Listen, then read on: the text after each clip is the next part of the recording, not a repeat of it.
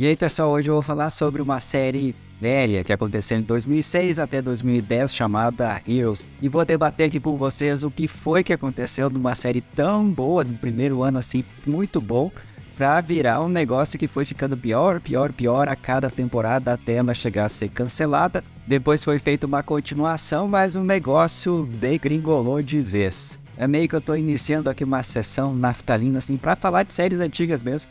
Algumas que foram bem legais, e Heroes é uma série que foi muito legal, assim, no início, assim, que ela contava a história de pessoas comuns que lá pelas tantas começam a ter poderes extraordinários. E nessa primeira temporada também foi provavelmente um dos melhores vilões de toda a história das séries, chamado Sylar, que foi interpretado pelo Zachary Quinto. E também tem um outro personagem que tem um carisma muito grande, que foi o Hiro Nakamura, que representava mais ou menos o desejo de todos nós, né, das pessoas comuns, a virar um herói ou a ter um superpoder. Então o Hiro Nakamura também era meio que a alma do Heroes, inclusive, né, tem a ver essa ligação do nome dele com a série. Mas não fica por aí, né? Tinha outros personagens muito interessantes, como o Peter Petrelli e a Claire, que fazia o papel da cheerleader. Até hoje a gente lembra daquela frase: Wait! Save the cheerleader, save the world! Se você está aqui pela primeira vez, sou o Júlio Covers. Dá um like no vídeo, curte o canal. Eu tô sempre falando sobre séries, filmes e tudo que tá acontecendo na cultura pop. Inclusive, quando o Heroes foi pro ar e fez muito sucesso, ele foi bastante comparado com Lost, e os números da primeira temporada conseguiram rivalizar. É claro que depois da primeira temporada aconteceram alguns problemas, e aí a série começou a meio que desandar aos pouquinhos e foi ficando um negócio tenebroso no final. O produtor da série, o Tim Kring, ele imaginou, né, essa série de heróis, mas na verdade feito com pessoas comuns. Então cada um dos personagens tinha uma história separada e que no futuro iam se conectar. É claro que tinha alguns personagens assim que eram bastante importantes, tipo o Suresh, que ele não tinha nenhum poder, né? Ele era filho de um pesquisador que estava descobrindo justamente essas pessoas com poderes, e ele vai para os Estados Unidos, né, para investigar a morte de seu pai e também essas pessoas que têm poderes. E ele é uma das pessoas que vai chegar também no encalço do Sylar. O Peter Petrelli, que é uma das pessoas com poderes especiais, mas ele não sabe muito bem como é que o seu poder funciona, né? E só funcionava de vez em quando ele chegava perto das pessoas, ele meio que absorvia os poderes. A Claire também, né, que era uma cheerleader, que era uma adolescente com poder assim de regeneração, um tipo de Wolverine. Ela se machucava e se regenerava de uma forma muito rápida, né? O pai dela, o Bennett, também era um cara que primeiro ele começa assim com poucas falas, ele não aparece muito no seriado, mas ele vai ganhando importância porque ao mesmo tempo ele é um cara que está caçando essas pessoas com poderes e ao mesmo tempo ele faz de tudo para cuidar e salvar sua filha. Então ele tem um papel super ambíguo, muito rico.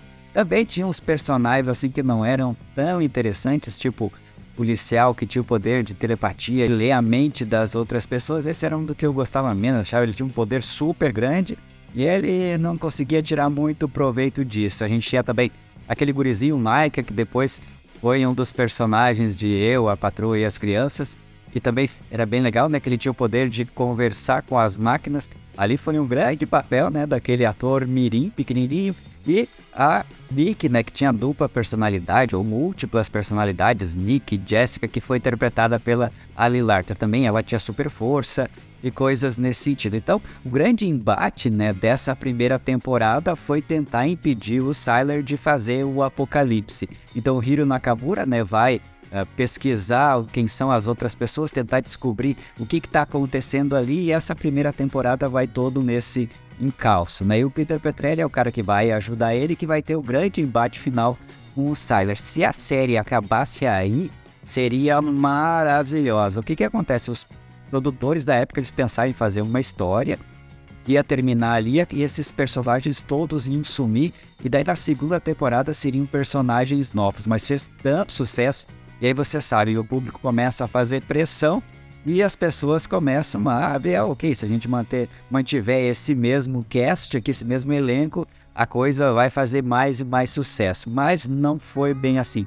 Acaba que eles introduziram novos personagens, mas a segunda temporada também teve a greve, a famosa greve, né, dos roteiristas, que acabou com que a segunda temporada teve somente 12 episódios, que hoje em dia seria normal.